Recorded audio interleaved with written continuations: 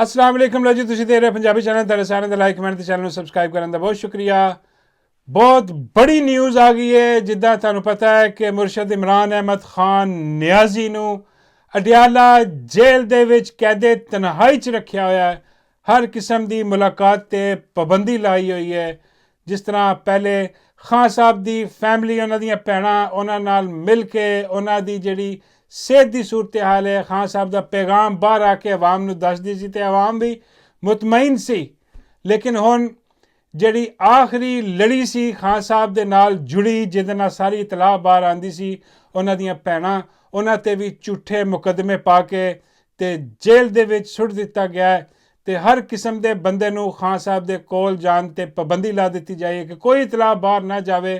एक क्योस है, आवाम परेशान है और PTI की जिन्नी भी क्यादत है सारी दी सारी, ये सारी दी सारी कंप्रोमाइज लगती पई है। क्यों? कोई नहीं बोल रहा, सिर्फ आवाम बोल रही है, वर्कर बोल रहा है। इमरान खान ना मुहब्बत करने वाला जिहड़ा कारकुन है वह बोल रहा है कि खान का पता करो, वो पता करो खान का कि किस कंडीशन दे विच है। जिहड़ी खदशात पाए जा रहे हैं वो इतलावां अंदरों थोड़ियां जिहियां आ रही ने कि खान की जिहड़ा सैल है ਉਹਦੀ बिजली भी कट ऑफ कर दी गई है, खाना पीना भी ठीक नहीं दिता जा रहा। तो सब खदशात दे विच सब तो बड़ा खदशा जिहड़ा है वही है कि जिस तरह इन्होंने पहले खान ते हमला किया, खान की जान लैन की कोशिश की, फिर वो कोशिश करने की पोजीशन दे विच आ गए ने। यह सारा कुछ जिहड़ा ना आइसोलेट करके सारिਆਂ ਨੂੰ खान ਨੂੰ। ते हुण मुराद सईद का एक मैसेज आया, ਉਹਦਾ पैगाम आया वे। उन्हें पहले भी दसिया सी कि अक्तूबर नवंबर दे विच फिर दोबारा कोशिश करेंगे, क्योंकि खान ने इन्हां दी डील नहीं हो रही। इन्होंने टिल दा जोर ला रहा कि किसी तरीके नाल इमरान खान साडी गल मन जाए, जो असी चाहते हैं वो अब खान मन जाए। वो खान ने पहले मन्निया ना हुण मन्निया, वो डट के खड़ा है।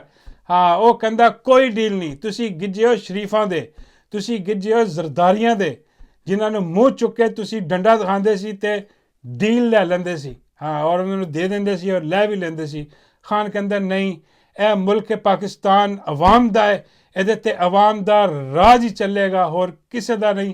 ये आइन और कानून की मुमलिकत है, आइन कानून इंसाफ आएगा इस मुल्क दे विच ते अगे चलेगा।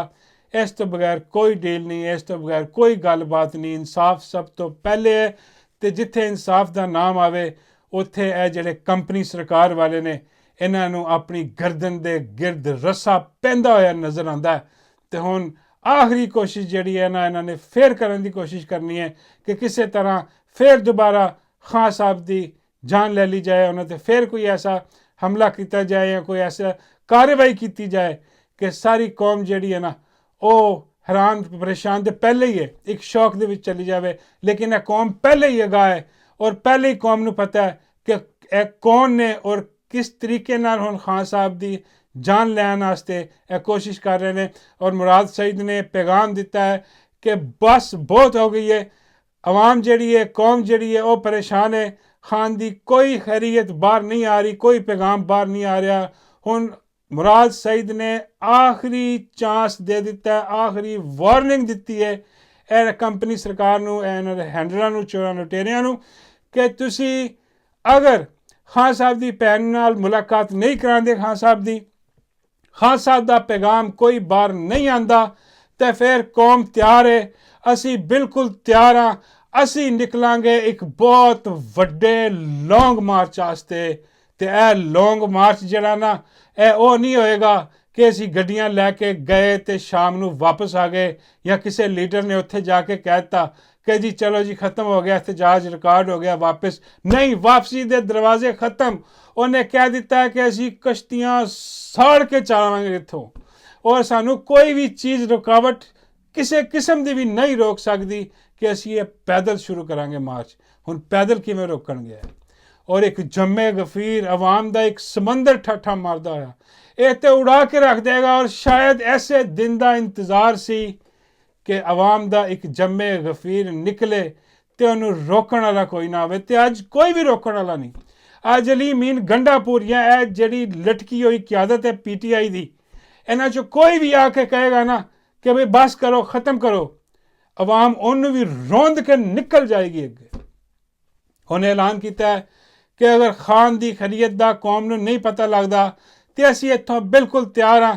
ਅਸੀਂ ਨਿਕਲਾਂਗੇ ਤੇ ਸਿੱਧੇ ਜਾਵਾਂਗੇ ਡੀ ਚੌਕ ਦੇ ਵਿੱਚ।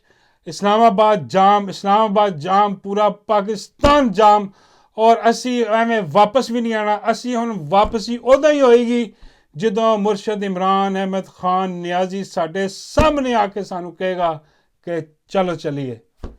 ਹਾਂਜੀ, ਉਹਦੇ ਬਗੈਰ ਨਹੀਂ। ਮਤਲਬ ਹੈ ਕਿ ਹੁਣ ਟਾਈਮ ਆ ਗਿਆ ਕਿ ਮੁਰਸ਼ਦ ਇਮਰਾਨ ਅਹਿਮਦ ਖਾਨ ਨਿਆਜ਼ੀ ਨੂੰ ਲੈ ਕੇ ਵਾਪਸ ਜਾਵਾਂਗੇ ਘਰ, ਔਰ ਹੁਣ ਕੋਈ ਰੋਕਣ ਟੋਕਣ ਵਾਲਾ ਨਹੀਂ ਹੈ। ਔਰ ਡੀ ਚੌਕ ਦਾ ਕਿਉਂ ਕਿਹਾ? ਡੀ ਚੌਕ ਦਾ ਇਸ ਕਰਕੇ ਕਿ ਅਡਿਆਲਾ ਦੇ ਵਿੱਚ, ਅਗਰ ਅਸੀਂ ਅਡਿਆਲਾ ਦੇ ਵਿੱਚ ਗਏ ਤੇ ਇਹਨਾਂ ਨੂੰ ਮੌਕਾ ਮਿਲ ਜਾਏਗਾ, ਇੱਕ ਕਿਓਸ ਬਣ ਜਾਏਗਾ ਉੱਥੇ। ਉਸ ਕਿਓਸ ਦੇ ਵਿੱਚ ਇਹ ਕੋਈ ਕਾਰਵਾਈ ਕਰ ਸਕਦੇ ਨੇ, ਇਮਰਾਨ ਖਾਨ ਨੂੰ ਨੁਕਸਾਨ ਪਹੁੰਚਾ ਸਕਦੇ ਨੇ। ਇਸ ਕਰਕੇ ਇਮਰਾਨ ਖਾਨ ਦੀ ਸੇਫਟੀ ਵਾਸਤੇ, ਹਿਫਾਜ਼ਤ ਵਾਸਤੇ ਅਸੀਂ ਅਡਿਆਲਾ ਨਹੀਂ ਜਾਵਾਂਗੇ, ਅਸੀਂ ਡੀ ਚੌਕ ਜਾਵਾਂਗੇ।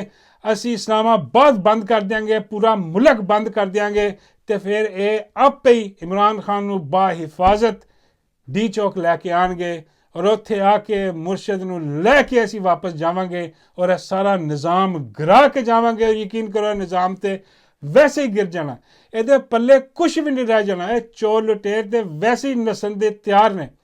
ਤੇ ਇਹ ਜਿਹੜੇ ਆਖਰੀ ਕੋਸ਼ਿਸ਼ ਕਰ ਰਹੇ ਨੇ ਕੰਪਨੀ ਵਾਲੇ, ਇਹਨਾਂ ਨੇ ਵੀ ਆਪਣੀਆਂ ਚੱਡੀਆਂ ਚੁੱਕ ਕੇ ਤੇ ਦੌੜ ਜਾਣਾ, ਇੱਥੇ ਪਿੱਛੇ ਕੁਛ ਨਹੀਂ ਬਚਣਾ। ਔਰ ਯਕੀਨ ਕਰੋ ਕਿ ਜਿਸ ਦਿਨ ਆਵਾਮ ਨਿਕਲ ਆਈ ਨਾ, ਔਰ ਹੁਣ ਨਿਕਲਣ ਵਾਲੀ ਹੈ, ਉਸ ਦਿਨ ਇਹਨਾਂ ਨੂੰ ਦੌੜਨ ਵਾਸਤੇ ਨਾ ਜਹਾਜ਼ ਲੱਭਣਾ, ਨਾ ਗੱਡੀ ਲੱਭਣੀ ਹੈ, ਨਾ ਟੈਂਕ ਲੱਭਣਾ, ਤੇ ਨਾ ਹੀ ਇਹਨਾਂ ਨੂੰ ਰਿਕਸ਼ਾ ਲੱਭਣਾ, ਕਿਉਂਕਿ ਆਵਾਮ ਦੇ ਅੱਗੇ ਕੋਈ ਸ਼ੈ ਨਹੀਂ ਠਹਿਰ ਸਕਦੀ।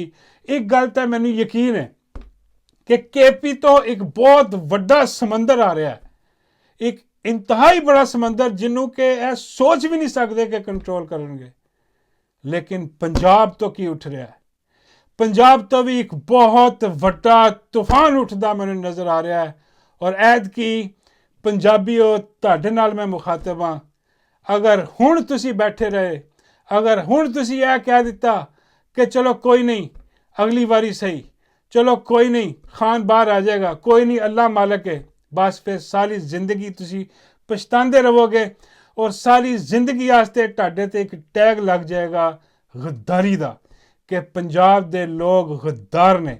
ਇਹ ਟੈਗ ਨਹੀਂ ਲੱਗਣ ਦੇਣਾ, ਕਿਉਂਕਿ ਪੰਜਾਬ ਦੇ ਲੋਕਾਂ ਨੇ ਬੜੀ ਕੁਰਬਾਨੀ ਦਿੱਤੀ ਹੈ ਇਸ ਹਕੀਕੀ ਆਜ਼ਾਦੀ ਵਾਸਤੇ। ਜੇਲਾਂ ਭੁਗਤੀਆਂ ਨੇ, ਡੰਡੇ ਖਾਦੇ ਨੇ, ਆਂਸੂ ਗੈਸ ਦੇ ਸ਼ੈੱਲ ਖਾਦੇ ਨੇ, ਆਪਣੇ ਘਰਾਂ ਤੇ ਹਮਲੇ ਕਰਵਾਏ ਨੇ ਇਹ ਪੁਲਿਸ ਵਾਲਿਆਂ ਕੋਲੋਂ, ਚਾਦਰ ਚਾਰ ਦੀਵਾਰੀ ਪਮਾਲ ਕਰਕੇ ਰੱਖਦੀ। ਹਰ ਕਿਸਮ ਦਾ ਜ਼ੁਲਮ ਇਹਨਾਂ ਨੇ ਪੰਜਾਬ ਤੇ ਕੀਤਾ, ਤੇ ਪੰਜਾਬ ਦੇ ਲੋਕਾਂ ਨੇ ਸਿਆ, ਆਪਣੇ ਸੀਨੇ ਤੇ ਸਿਆ। ਤੇ ਹੁਣ ਆਖਰੀ ਕਾਲ ਹੈ, ਐਤਕੀ ਵੀ ਪੰਜਾਬ ਦੇ ਲੋਕ ਨਿਕਲਣਗੇ, ਔਰ ਭਰਪੂਰ ਨਿਕਲਣਗੇ, ਕਿਉਂਕਿ ਹੁਣ ਪੰਜਾਬ ਦੇ ਲੋਕਾਂ ਨੂੰ ਵੀ ਨਜ਼ਰ ਆ ਰਿਹਾ ਕਿ ਅਗਰ ਅਸੀਂ ਹੁਣ ਨਾ ਨਿਕਲੇ ਤੇ ਇਹਨਾਂ ਨੇ ਇਮਰਾਨ ਅਹਿਮਦ ਖਾਨ ਨਿਆਜ਼ੀ ਨੂੰ ਹਮੇਸ਼ਾ ਵਾਸਤੇ ਸਾਡੇ ਤੋਂ ਦੂਰ ਕਰ ਦੇਣਾ। ਤੇ ਇਹ ਸਾਡੀ ਰੈੱਡ ਲਾਈਨ ਜਿਹੜੀ ਹੈ ਨਾ, ਉਹ ਹੁਣ ਡਰਾ ਹੋ ਗਈ ਹੈ। ਔਰ ਹੁਣ ਅਸੀਂ ਨਿਕਲਣਾ ਸਿਰਫ ਇhtਜਾਜ ਵਾਸਤੇ ਨਹੀਂ ਗਾ, ਹੁਣ ਅਸੀਂ ਇਮਰਾਨ ਅਹਿਮਦ ਖਾਨ ਨਿਆਜ਼ੀ ਨੂੰ ਵਾਪਸ ਲਿਆਉਣ ਵਾਸਤੇ ਨਿਕਲਣਾ ਹੈ, ਇਸ ਗੰਦੇ ਨਿਜ਼ਾਮ ਨੂੰ ਗਿਰਾਉਣ ਵਾਸਤੇ ਨਿਕਲਣਾ ਹੈ। ਇਸ ਕਰਕੇ ਤਿਆਰੀ ਫੜ ਲਓ। ਖਾਨ ਦਾ ਉਹ ਬੱਬਰ ਸ਼ੇਰ ਮੁਰਾਦ ਸਈਦ, ਉਹ ਇੱਕੋ ਹੀ ਬੰਦਾ ਹੈ ਜਿਹੜਾ ਕਿ ਖਾਨ ਦੇ ਨਾਲ ਵਫਾ ਨਿਭਾ ਰਿਹਾ ਇਸ ਟਾਈਮ। ਹਾਂ, ਔਰ ਉਹਦੀ ਜਾਨ ਨੂੰ ਆਪ ਖਤਰਾ, ਲੇਕਿਨ ਜੇ ਉਹਨੇ ਐਲਾਨ ਕਰ ਦਿੱਤਾ ਹੈ ਨਾ, ਤੇ ਫਿਰ ਤਿਆਰੀ ਫੜੋ, ਤੇ ਹੁਣ ਮੁਰਸ਼ਦ ਲੈ ਕੇ ਵਾਪਸ ਮੁੜਾਂਗੇ ਇੰਸ਼ਾਅੱਲਾ।